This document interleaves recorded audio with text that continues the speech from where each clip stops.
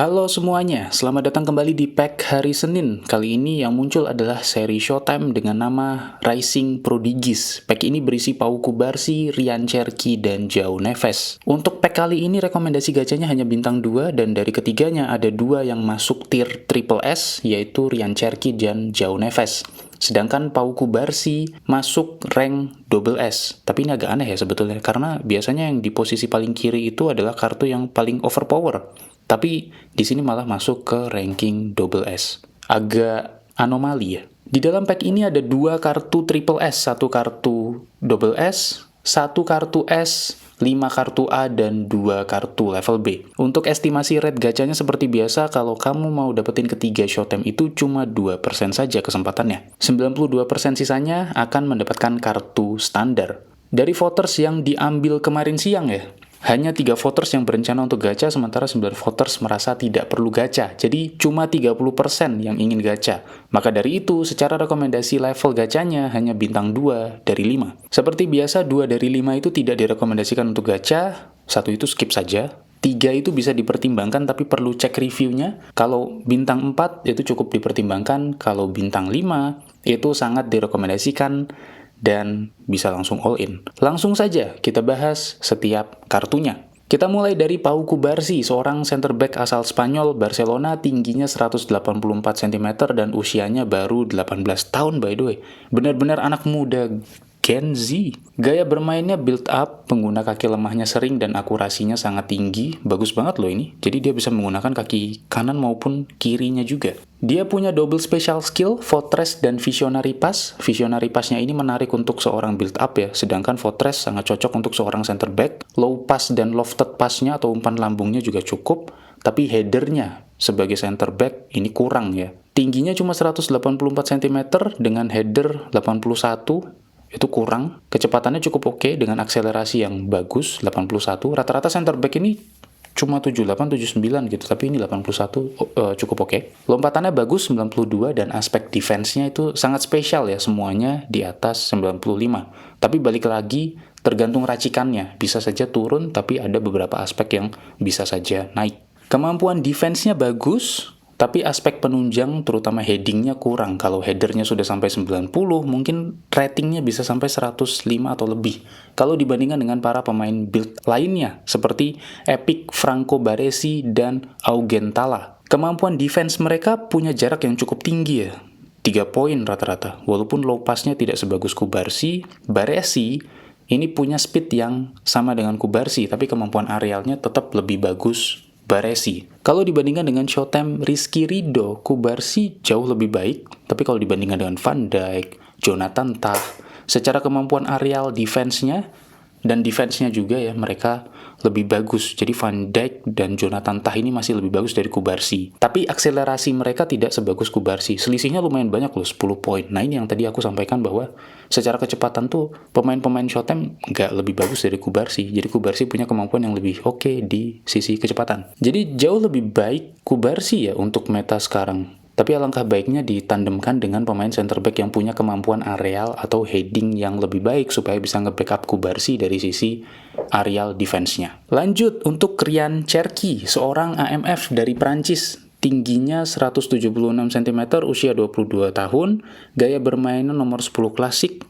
Jarang banget ini kita dapat pemain Epic dan Showtime dengan gaya pemain ini. Pergerakannya lebih santai karena dia nomor 10 klasik, elegan. Tapi kalau menurut aku kurang cocok sih secara aku pribadi. Tapi dari sisi double special skill-nya ya, Phenomenal Pass dan Blitzcurler, ini cukup oke. Walaupun sekarang pemain-pemain Blitzcurler udah nggak terlalu spesial ya seperti dulu, karena udah ke spam ini skill Blitzcurler di pemain-pemain random juga dikasih Blitzcurler. Mengguna kaki lemahnya sering, akurasinya sangat tinggi, formnya standar, ketahanan cederanya tinggi. Secara form, ini bagus banget.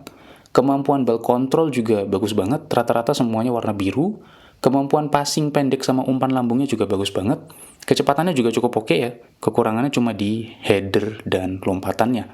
Jadi kemampuan terbaiknya ada di seorang pemain darat dia ini. Dan dia punya Blitzcurler by the way. Tapi seharusnya kalau punya Blitzcurler, finishing dan kicking power-nya itu harusnya cukup oke, tapi di sini standar. Jadi Blitzcurler-nya ada tapi bukan pengguna Blitzcurler yang spesial. Artinya bisa digunakan tapi tidak terlalu mematikan. Kalau dibandingkan dengan pemain klasik nomor 10 lainnya seperti Zico. Jadi sama-sama 105 tapi ada perbedaan ya yang cukup banyak. Umpan lambungnya Cherki itu lebih baik hampir 10 poin, tapi finishingnya Zico lebih bagus. Walaupun cuma beda 4 poin ya. Lengkungnya Zico lebih bagus, 6 poin di atas Cherki, dan kicking powernya juga lebih bagus dari Cherki. Kalau tidak punya Zico, sebetulnya Cherki bisa jadi opsi lain, tapi secara aspek Zico saat ini masih lebih baik. Lanjut ke João Neves, seorang center midfielder dari Portugal, klub Paris Saint-Germain, tingginya 174 cm, usia 21 tahun, gaya bermainnya box to box, pengguna kaki lemahnya kadang-kadang, akurasinya tinggi, formnya stabil. Dia punya single special skill long range tackle. Sebagai center midfielder punya long range tackle itu kayak buat apa coba? Kemampuan passingnya oke, dribblingnya dan olah bolanya juga ya sebetulnya oke, standar showtime lah. Tidak spesial, tapi cukup oke. Staminanya cukup oke, sisanya biasa aja, kecepatannya standar, dan untuk mobilitas jadi kurang bagus kalau kecepatannya standar. Walaupun dia punya lari lincah ya, tapi tetap kurang cepat. Tacklingnya 90, dan dia punya long range tackle, yang artinya bisa menambah kemampuan tacklingnya juga, efektivitasnya. Dia juga punya defensive awareness dan defensive engagement yang cukup oke, tapi cukup pendek ya badannya. Lompatan dan headingnya juga sangat buruk. Kalau dibandingkan dengan box to box lainnya, secara kemampuan olah bola, Neves lebih baik daripada McAllister dan Verdi. Tapi dari sisi kecepatan, stamina, kicking power, McAllister dan Verdi itu lebih baik daripada Neves. Secara overall, sebetulnya Neves lebih baik daripada mereka. Tapi kalau dibandingkan dengan pemain epic seperti Mateus dan Veron, Neves lebih lengkap daripada Veron, tapi masih tetap kalah dibandingkan dengan Mateus, terutama dari aspek defensifnya. Kalau dibandingkan dengan Seedorf, Neves punya kemampuan lebih baik di olah bola, tapi dari sisi defensif, fisik, dan kecepatan, Seedorf lebih baik. Dari sisi aku overall, aku cukup setuju dengan para voters kali ini, bintang 2 untuk pack Showtime ini. Menarik seorang Kubarsi dan Ryan Cherki, tapi tidak dengan João Neves. Secara overall bagus, tapi tidak spesial. Akan sangat besar potensi mereka untuk bisa dikalahkan oleh pemain-pemain lainnya, terutama Epic, bahkan Showtime pun aku yakin ada yang bisa lebih baik dari mereka. Terutama nama-nama besar seperti Van Dijk di center back, Jude Bellingham di AMF, dan Bruno Fernandes di center midfielder. Itu contoh-contohnya saja, artinya kita perlu antisipasi nama-nama besar kalau ingin cari yang terbaik di musim ini.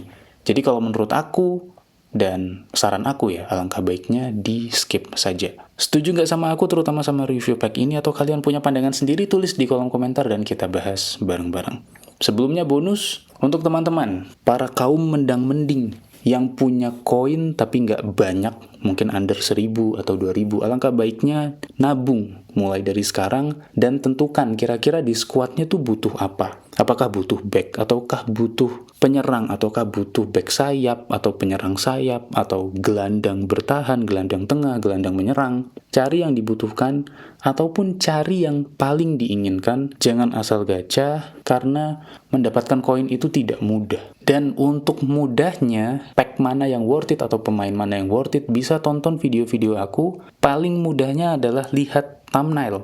Cek di thumbnail video itu berapa bintangnya. Kalau bintangnya 5, sangat direkomendasikan, tapi tetap ditonton dulu by the way. Karena kadang aku bilang bintang 5 bisa turun ke bintang 4. Karena menurut aku tidak terlalu worth it. Tapi kalau misalkan cuma bintang 2, bintang 1, mudahnya adalah lihat thumbnail, lihat bintang. Kalau bintangnya kecil, berarti skip aja, nggak usah gacha. Gitu ya. Jadi ini mempermudah teman-teman untuk mempertimbangkan pack-pack mana di eFootball musim ini yang lebih worth it. Kalaupun misalkan ingin tetepan menggacha pack ini yang ada Kubarsinya, João Nevesnya, Ryan Cherki-nya, ya silakan, sebetulnya nggak masalah. Tapi kalau untuk kaum mendang-mending, alangkah baiknya diperhatikan, karena mungkin saja kita antisipasi pemain-pemain yang punya kemampuan atau gimmick atau statistik yang lebih baik daripada yang sekarang.